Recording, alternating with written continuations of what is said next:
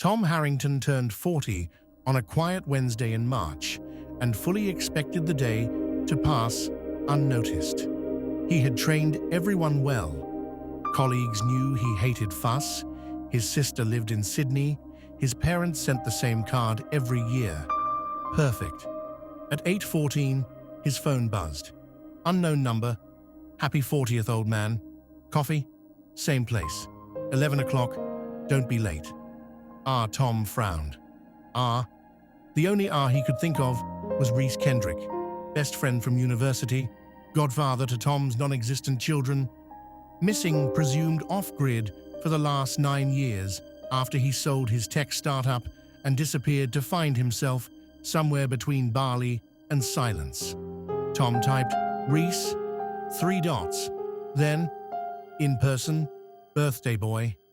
Tom spent the morning distracted, burning toast twice. At 10:57, he was standing outside the Bluebird Cafe, their old student haunt that somehow still existed, when a tall man in expensive linen and an even more expensive tan stepped out of a taxi. Reese hadn't aged. He had upgraded. Same crooked smile, new passport stamps. They hugged like people who had forgotten how bodies work. Inside, the same corner table was miraculously free. Reese pushed a small gift across the table, a battered moleskin notebook. Open it later, he said. First, drink. They drank 2 flat whites and 20 years of catching up. Reese now lived half the year on a boat in Greece. The other half, wherever the wind feels honest. He never asked why Tom still worked 60-hour weeks as a tax accountant. He already knew. At 12:30, Reese paid and stood up. Walk with me. He led Tom 3 streets over to a narrow Georgian townhouse with a discreet for sale sign.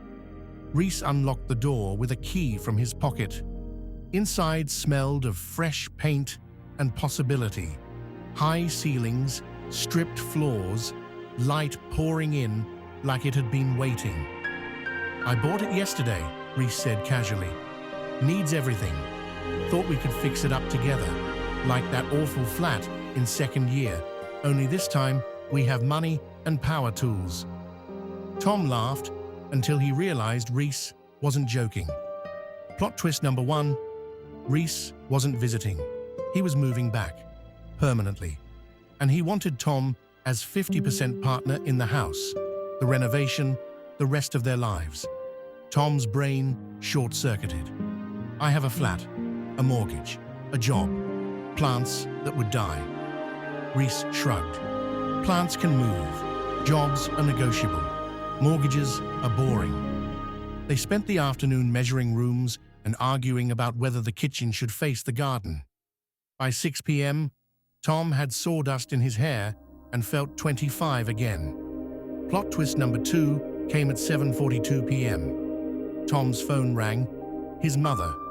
Unusual. She normally texted. Darling, we're in the car outside your flat. Surprise! We drove up from Devon for your birthday. Tom froze. He had completely forgotten he had parents today. Reese raised an eyebrow. Bring them here, he said. I ordered curry for 12. Tom arrived at his own flat to find not only his parents, but his sister on Zoom from Sydney, his Aunt Joan, and, somehow, 6 of his quietest colleagues holding a homemade banner that read, Harrington is 40, still not bald. Reese had orchestrated the whole thing weeks ago. He had tracked everyone down through LinkedIn, Facebook, and sheer determination. The party moved to the empty townhouse. Someone found fairy lights in a box marked Student Days. Curry arrived. Someone's teenager connected Spotify to a portable speaker. Tom danced with his mother to a song that came out the year he was born. At 11:11 p.m., Reese pulled him onto the future balcony. Open the notebook now. Inside were 40 postcards, one for every year, written in Reese's handwriting. The top one read, Year 31. You stopped saying yes to adventures. Year 32. You stopped saying yes to people. Year 40. I'm saying yes for both of us. Welcome home. Tom looked at the empty house, full of the people he loved most in the world, and realized he had spent a decade carefully building a life that required nothing from him. He turned to Reese. I'll need to give notice at work. Reese grinned. Already drafted the email. You're welcome. 6 months later, the house had a kitchen you could actually cook in, a dog called Pickles that adopted them both, and a spare room permanently reserved for Tom's niece when she started university. On quiet evenings, they sat on the balcony, drinking beer from the off-license that still knew Tom's name. Tom never went back to tax accounting. He and Reese now restore old houses and rent them to people who, like them, once forgot how to say yes.